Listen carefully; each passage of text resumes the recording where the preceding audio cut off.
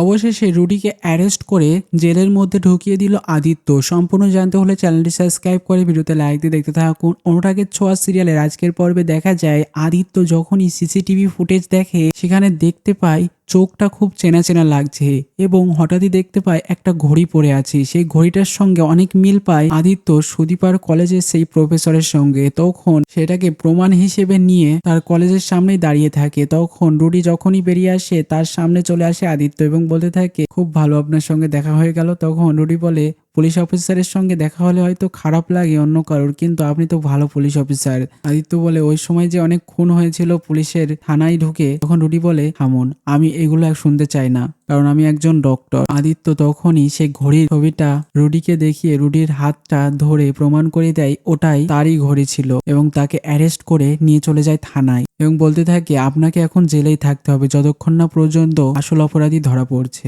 এই বলে রুডিকে জেলের মধ্যে ঢুকিয়ে দেয়। তো কেমন লাগবে কমেন্টসে জানিয়ে এখনই সাবস্ক্রাইব করে নাও আমাদের ইউটিউব চ্যানেল। ধন্যবাদ সবাইকে।